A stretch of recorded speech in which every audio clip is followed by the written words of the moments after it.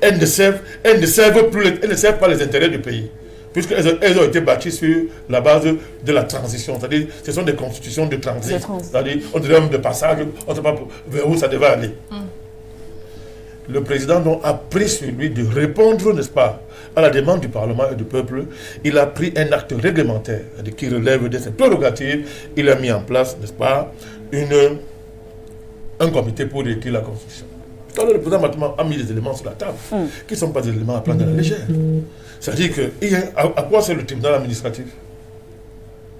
À quoi c'est le tribunal administratif? Ben c'est quoi cette affaire où une cour constitutionnelle dans un pays se retrouve en train de s'immiscer dans le fonctionnement de l'exécutif à chaque seconde? C'est quoi cette affaire? Elle dit que est-ce une cour constitutionnelle ou une cour... C'est-à-dire, je ne sais pas comment dire. Attends, est-ce que la présidente de la cour constitutionnelle est un... Je veux dire quoi? Est un membre de l'exécutif? Parlons comme ça. Mais à la fin, c'est ce qui s'est passé. Vous avez convoqué la jurisprudence via la question du 5 points. Tout à fait. Elle répète la même chose, avec des arguments de quartier. Des arguments de quartier. Elle dit que la Cour s'est prématurée, le Sénat n'est pas encore mis en place. Ben, s'il faut dire comme ça, donc, tous les actes qui ont été pris depuis les 2 mandats du président Touadéra n'ont aucune valeur. Et on peut remettre en question. Mais bien sûr, peut-être que le Sénat n'est pas encore mis en place. Et pourquoi le fait que le Sénat ne soit pas encore mis en place rend prématuré ce règlement-ci, cet acte du président qui consiste à mettre en place un comité pour réécrire la Constitution? Pourquoi c'est seulement quand il s'agit de ça que subitement elle se rend compte que le Sénat n'est pas mis en place? Je ne sais pas sur l'argument que l'article de la Constitution que Matomba a mobilisé tout à l'heure pour dire que la disposition a été prévue au cas où il n'y a pas de Sénat. Oui, tout à fait. Le Parlement joue ce... Mais madame la présidente de la Cour constitutionnelle, elle invente son droit dans sa tête, elle estime que le Parlement ne sert à rien. C'est-à-dire qu'elle raye le Parlement d'un trait. C'est-à-dire sur la base de sa statut de président de la Cour constitutionnelle, elle estime que ceux qui sont allés à une élection et qui ont le mandat du peuple ne valent rien. Leur avis ne signifie absolument rien. Parce qu'elle, madame Darlan et ses complices, elle a porté la toque et elle est présidente de la Cour constitutionnelle. Que vaut une Cour constitutionnelle devant ceux qui représentent le peuple? C'est qu'elle a fait ça. Donc c'est de cela qu'il s'agit. Et c'est là où il y a un coup d'État constitutionnel. C'est là où il y a un putsch. C'est un coup d'État. Et c'est là où on se rend compte qu'on a affaire à une politicienne, à une femme qui exerce des fonctions politiques en se cachant derrière son mandat de président de la Cour constitutionnelle. C'est cela qu'il s'agit. C'est cela qu'il s'agit. À partir de ce niveau. Ouais. Mais on oublie quand même de poser une question. Allez-y. Dans la hiérarchie des fonctions dans un pays, est-ce que la présidente du Cour constitutionnelle est au-dessus du président? On est obligé de mettre ça sur la table. Si les actes du président doivent se conformer à l'esprit et à l'aide de la Constitution, et ça, c'est ça le mandat du contentieux de constitutionnalité qu'exerce la Cour, qui a la raison d'être de la Cour constitutionnelle, mais quand elle-même l'a dit, elle m'a dit que lors de la prestation de serment, elle-même reconnaît que, monsieur le président, il y aura des moments où moi-même si là, ne me regarde plus. Bon, c'est ce qu'elle a dit, c'est ce que la vidéo dit. Elle dit au président que, monsieur le président, dans tes fonctions-là, il y a des moments où ne me regarde pas. Parce que moi-même, je ne serai plus en mesure d'interpréter les intérêts du pays en ce moment-là. Autrement dit, tu me dépasses à ce niveau. Tu me dépasses à ce niveau. Et comme tu me dépasses à ce niveau, la seule personne, la seule personne morale qui pourrait être ton alter ego à ce moment-là, c'est le peuple. Retourne vers elle-même, démontre que et dit dans quelles circonstances la Cour constitutionnelle n'existe plus. Mais que répondons à ceux qui estiment que cela est quand même la manifestation parfaite de la démocratie? Non, il n'y a pas de démocratie ici. Parce que la démocratie ne consiste pas à tuer une nation. On ne tue pas une nation au nom de la démocratie. La démocratie, quelle que soit sa vivacité, n'a pas pour mission d'affamer les populations. De livrer le peuple à la férule de l'ingérence étrangère, à la férule de la tutelle étrangère, à la férule de la domination étrangère. La vivacité de la démocratie n'a pas pour rôle de livrer le peuple à une bande de tortionnaires, de bandits de grands chemins, qui se déguisent derrière les habits politiques, qui travaillent au service de la France et qui empêchent un peuple de jouir des richesses que Dieu lui a données. Madame Magnola, c'est que il n'y a pas de démocratie ici. Quand je suis en train de convoquer le rapport entre les deux institutions, infini, mais le président Touadéra, comme il faut le rappeler, a été élu par les Centrafricains. Bien sûr. Madame Darlan a quel mandat du peuple? Pour parler au nom du peuple. La Cour constitutionnelle agit au nom du peuple. C'est la formule. Ouais. Mais le président Touadéra a le mandat du peuple. Ça veut dire un mandat d'un peuple. C'est-à-dire qu'on vous donne le droit de parler en son nom et d'interpréter ses intérêts. Ce qu'on là, c'est que le souverain va venir s'asseoir dans la chambre du président et lui dire comment dormir avec sa femme, comment s'habiller le matin, lui dire comment il va marcher, lui dire quel habit il va porter pour aller au bureau, quel bureau il va s'asseoir. Comme c'est impossible, c'est pour ça qu'on organise l'institution de la République. Et ces institutions, aucune n'est supérieure au peuple, aucune. Parce que leur résistance émane justement de ce peuple-là. Mais comment on peut expliquer le fait que le président interprétant donc très bien son rôle, décide de prévoir de retourner vers le peuple, mais avant de le faire, elle dit comment on dit ça, observe ce qu'on appelle la légalité d'une procédure. Comme Thomas tout à l'heure, comme tout à l'heure, sur le plan administratif et réglementaire, observe cette régularité pour être conforme déjà avec ses missions à lui et le mandat qu'il a et le mandat qu'il s'est donné en termes de serment de respecter la constitution du pays. Oui. Il épuise tout ça et il dit voici la démarche, je vais amener ça vers le peuple.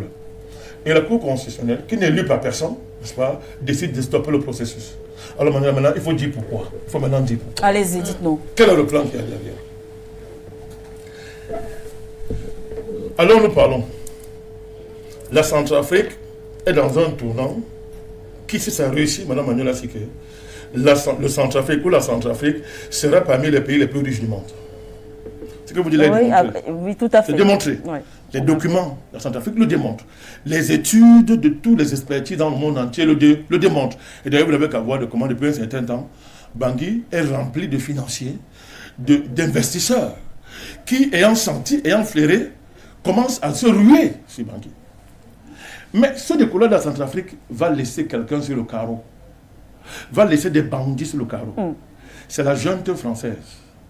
La junte, en volant l'or de la Centrafrique, tous les gens les attrapent en train de voler l'or de la Centrafrique. Madame Manuela Siké. Un trafic qui n'est jamais officiellement mentionné dans le mandat de l'ONU, mais qui de facto est la raison d'être en Centrafrique. Je laisse de côté les séries sur les gâteaux qui se donnent, en violant les enfants de la Centrafrique, en violant les filles. Alors nous parlons en Centrafrique, madame, j'étais avec vous, on sort de là. Ouais. Un loyer à Bangui, c'est combien? Aujourd'hui à Bangui, on est à des millions de francs. Extrêmement cher. Par mois. Dites-moi le Centrafricain qui peut avoir 1 million pour aller louer une maison à Bangui. Vous savez ce que ça veut dire? Ces gars sont en train de créer une enclave qu'on appelle Bangui, où ils vont habiter seuls. Parce qu'ils ont créé une société à une prospérité artificielle, mais qui vient de quoi? Du pillage de l'or centrafricain, de ses richesses sous couvert, de groupes de bandits qu'on appelle forces politico-militaires, qui sont manipulés en arrière-plan par la MONUSCA, par la Franco-MONUSCA. Mais c'est de cela qu'il s'agit. C'est ce groupe-là qui est en train de perdre sa nourriture et qui est en train de tout faire.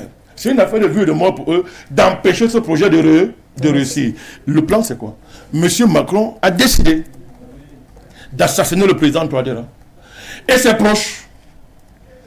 Alors nous parlons. Tout à l'heure, vous avez cité quelqu'un, sans le citer, il faut le citer. Monsieur Ngoumba. C'est de lui dont parlait le président Macron, sans le citer. C'est Monsieur Ngoumba, qui est le petit ami de Madame Darlan. Je dis bien petit ami, hein. Ne l'avez pas interprété, je dis petit ami. Voilà. On peut avoir un petit ami et un grand ami. Privé, bien sûr. Non, c'est pas on peut avoir un petit ami et un grand ami. Je dis petit ami, qui est l'ami de Madame Darlan, n'est-ce pas? Et qui est actuellement le chouchou de Paris. Il n'est pas le seul. C'était le cas avec Mekassoua, pour qui justement on avait conçu cette constitution. Mais ça a échoué. Les autres, les Tchangai, les Deleguele consorts, qui ont été doublés par Ngoumba, sont à la manœuvre. Et ils ont leurs cellules dormantes sont à Bangui installées, n'est-ce pas? Prêts pour déclencher la guerre. Mais c'est ça qu'il faut dire.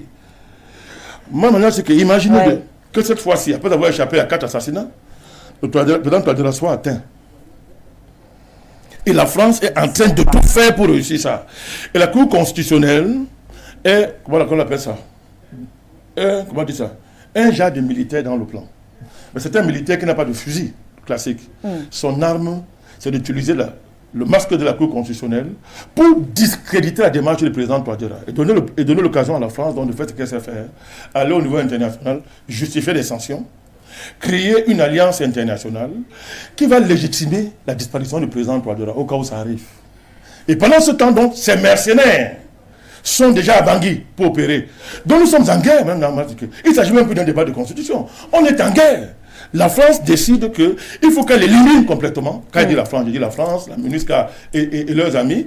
La France décide qu'il faut qu'elle élimine quelqu'un, n'est-ce pas, qui dérange. Je termine avec l'opposition que vous appelez républicaine. Ben, dites-moi un peu là. Cette opposition qui dit qu'elle est républicaine, mettons les termes sur la table. Quelle est leur relation avec le groupe politico-militaire? Quelle est leur relation? Ils sont dans une alliance. Comment les républicains peuvent être dans une alliance avec des bandits armés? Des criminels, Madame Manuela Siké. Deuxièmement, comment peut-on être démocrate et accepter que les règles du jeu d'une démocratie soient les armes?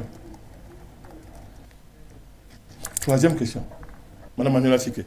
Comment peut-on dire qu'on est un démocrate et on accepte que celui qui a été élu soit sous la menace permanente d'un assassinat par un pays étranger qu'on appelle la France et que par hasard est le parrain, est le protecteur, est l'inspirateur, est le financier de ceux qui se sont autoproclamés opposition républicaine?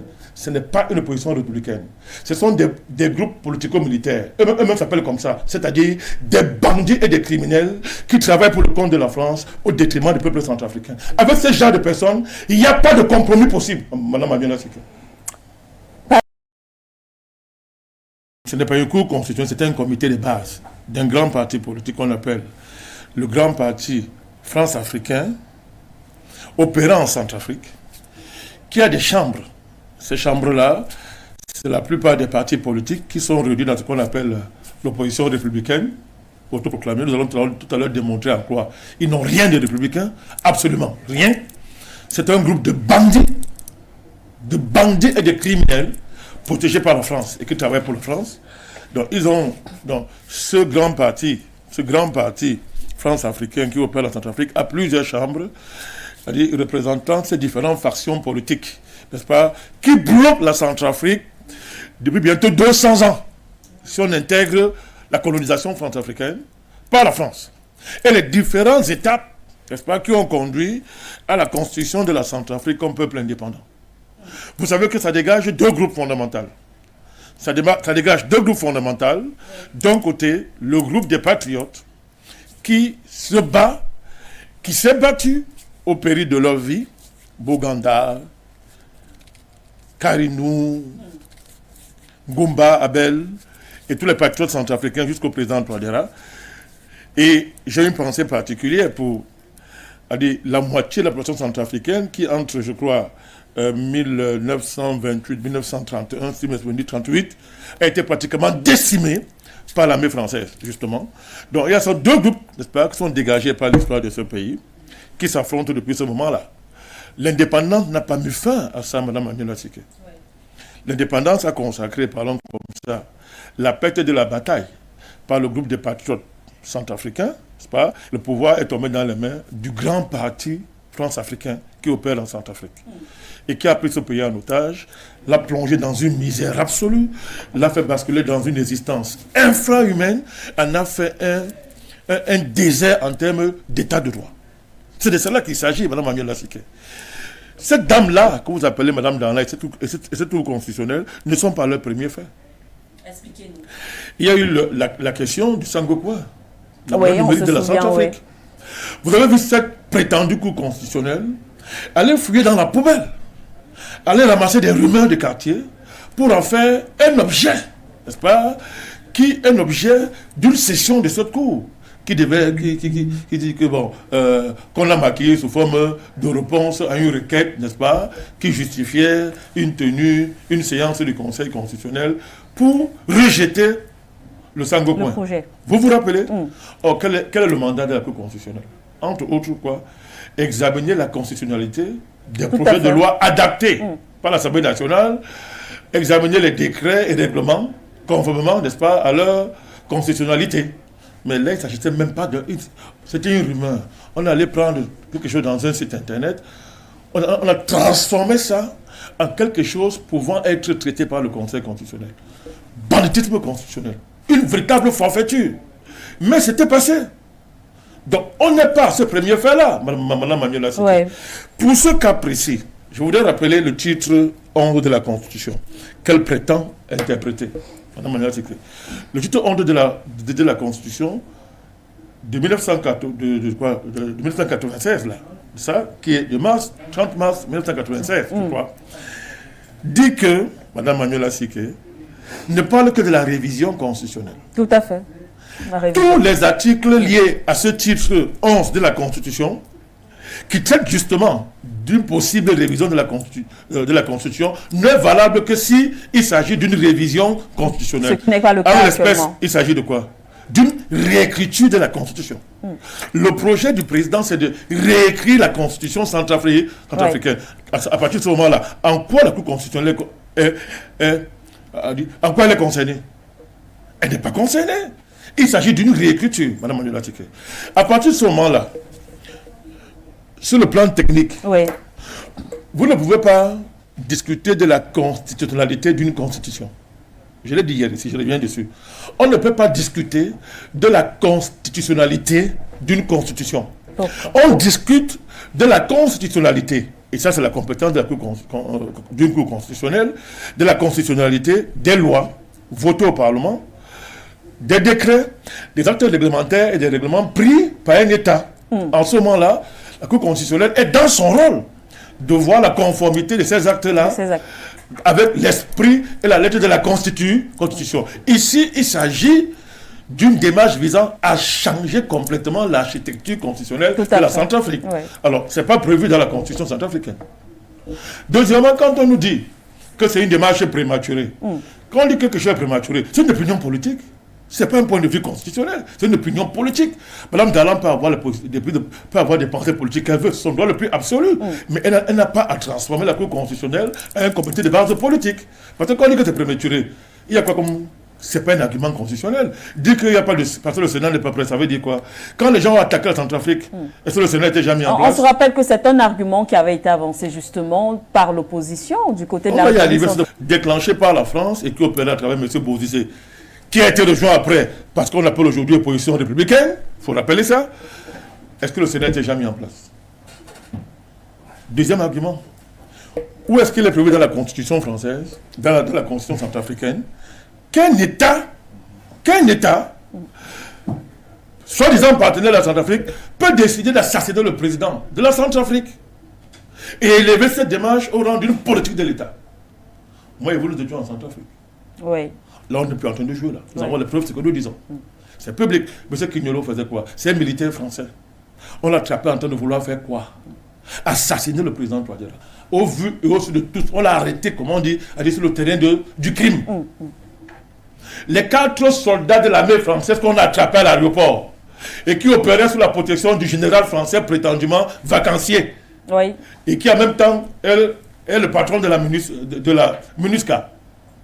On l'a attrapé, il voulait faire quoi? Et comment est-ce qu'on les a exfiltrés de la Centrafrique? Est-ce que ça, ce sont des actes constitutionnels? Est-ce que ça, c'est prévu par la Constitution de la Centrafrique? Et durant tous ces événements, Mme Manuela Siké, qu'a dit le Conseil constitutionnel? Est-ce que le rôle du Cour constitutionnel, c'est de s'asseoir, se transformer en un club de terroristes juristes qui effraient les populations d'un pays parce qu'ils ont des toques et des habits bizarres qu'ils portent, et se mettent à regarder de haut toute une nation sous le prétexte qu'ils maîtrisent le droit constitutionnel? Alors, ils se lancent dans des interprétations aventureuses des actes que pose l'exécutif, Manuela Siké, en dépouillant ces actes-là des intérêts qui sont en jeu. Est-ce qu'on peut analyser une constitution dans un pays en mettant de côté les véritables intérêts fondamentaux de la nation qui sont en jeu et qui sont au cœur de l'entreprise de réécriture de la constitution d'un pays? C'est ça le rôle du Cour constitutionnel? C'est une fausse Cour constitutionnelle. Il y a des fausses cours constitutionnelles, Manuela Siké, qui sont téléguidées de l'extérieur, dont les dirigeants et les présidents, les présidents et certains membres sont des mercenaires au service d'un projet de destruction de leur pays. Oui, dans l'histoire, il y a ces cours constitutionnels. C'est pas, la Centrafrique n'inaugure pas ça. Regardez le cas tunisien. Qu'est-ce que le président tunisien a dû faire? Le pays était à terre. Pris en charge par des mafias, manipulés par ceux qui organisaient le printemps arabe. et qui, justement, convoquait les arguties, comme ce qu'on dit là en Centrafrique, pour continuer à laisser un pays, comment on dit ça, au bord de la tombe. Eh bien, ce président a dû prendre des mesures. Vous avez vu, il est passé, comment on dit en force. Tout à fait. Il a pris des mesures sévères, sévères, pour pouvoir s'en sortir. C'est le cas tunisien. Ce n'est pas le seul cas, Manuela Séké. Il y a des mauvaises cours constitutionnelles dans l'histoire. La Cour constitutionnelle de Centrafrique est une mauvaise cour constitutionnelle. Elle est dirigée par une ennemie de la Centrafrique. Elle est ennemie même d'ascendance, il faut le dire. Parce qu'on est obligé de dire ça. Parce que l'histoire de cette dame-là, c'est l'histoire de tous ceux qui ont un projet de mort de la Centrafrique. C'est l'histoire de tous ceux qui ne veulent pas voir ce pays debout et qui sont parrainés, dont la mentalité est créée, fabriquée par les criminels de l'Élysée. En l'occurrence, le petit garçon là qui est là actuellement, et qui a un plan pour finir avec le président Touadéra, y compris son assassinat physique et ses proches. Est-ce que tout ça, Madame Darlan est au courant? Oui, elle est au courant. Elle est l'actrice de ce projet en se cachant derrière la solennité supposée de la Cour constitutionnelle. C'est inacceptable. Et nous saluons dans la mobilisation des populations oui. Pour rappeler ce que le président a dit dans son discours lorsqu'il installait le comité de réécriture. Oui. Il a dit ceci: aucune institution n'est au-dessus du peuple. Tout à fait. Il a dit ça. Et c'était prophétique. Et il a dit, je vais terminer par là. Allez-y. Et ça fait mal quand on appelle ça.